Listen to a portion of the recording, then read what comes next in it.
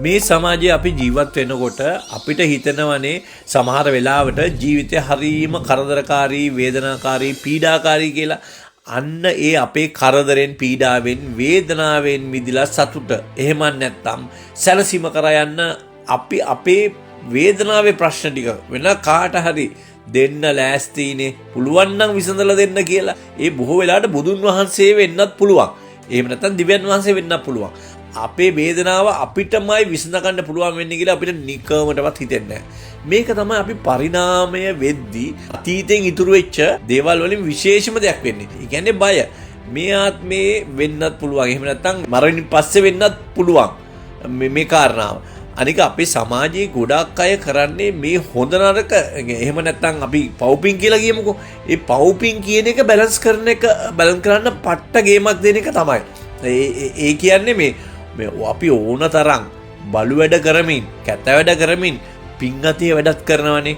කාට හරි පාඩු කරන ගමන් තව කාට හරි උදව්වක් කරනවා අපි. එහෙම උදව් කරනවා. අපි තනි පුද්ගලයා හැටියටත් එහෙමම තමයි. සමාජයක් හැටියටත් ඒ විදිහම තමයි. රටක් හැටියට, ජාතියක් හැටියට, එහෙම නැත්නම් ආගමක් හැටියටත් අපි එහෙමනේ ඇත්තටම. ඒ නිසානේ අපේ රටේ තිබිච්ච යුද්ධය අතර අපි මිනි මරණ ගමන් තව කෙනෙක්, තව මිනිස්සෙක්ව මරණ ගමන් ඒ මිනිස්ය කණ්ඩායමටම බෝධි පූජා තියන්න පුළුවන් වෙන්නේ. ඕනෑම ආතතියක් වහගන්න පුළුවන් වෙන්නේ ෆැන්ටසිය හරහානේ. හැබැයි ඒක පට්ටතාවකාලිකයි. ඒක ඉතින් තමන්වම මගහරීමක් විතරයි. ඒ කියන්නේ తాවකාලිකව රවටා ගැනීමක්. හැබැයි ඉතින් ඒක එයාට නොදැනෙන්නේ එමගින්. ඒ කියන්නේ ඒකෙන් තමන්ට හම්බ වෙන తాවකාලික සහනය නිසානේ. මාක්ස්වාදයේ ආගමේ ඇති ප්‍රධානම වෙනස ඔන්න ඕක තමයි. ආගමක් කියන්නේ විමුක්තිය දෙන්නේ හැම තිස්සෙම පුද්ගලිකවයි. තනි පුද්ගලයන්ට.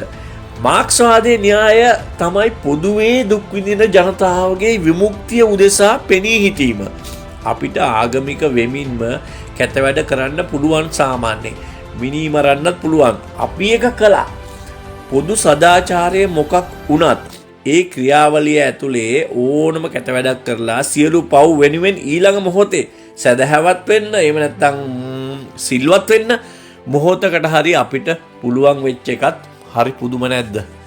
ඉතින් ලෝකේ බලවත්ම දේශපාලනික ප්‍රපංච වෙන්නෙම ඇත්තටම යුරෝපා ශිෂ්ටාචාරය තමයි.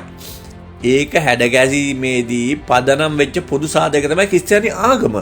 ක්‍රිස්තියානි දහම.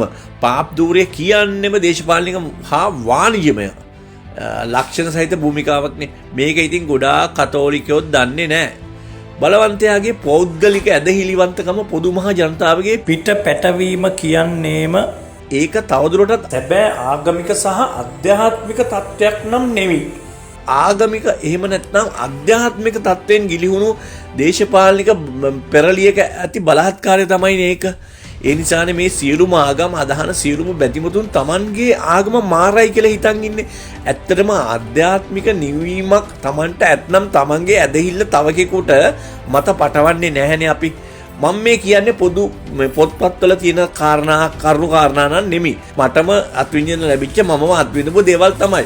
පන්සලට ගියොත් කිතුනුවෝ දුක් වෙනවා, අයියෝ ඇයි පවා පන්සල් යන්නේ මේ කියලා. එතකොට බෞද්ධය අවුල් වෙනවා මේ පල්ලියට ගියොත්.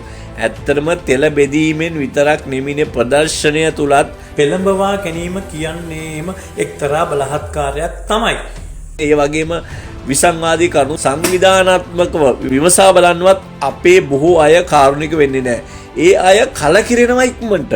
අද වෙද්දි සියලුම ආගම්වල භක්තිවන්තයින් එතෙන්ට ඇවිල්ලානේ ඉන්නේ. අන්න ඒක තමයි අද සියලු ආගම් කියන්නේ පොලිටිකල් මූවමන්ට්. පොලිටිකල් තමයි.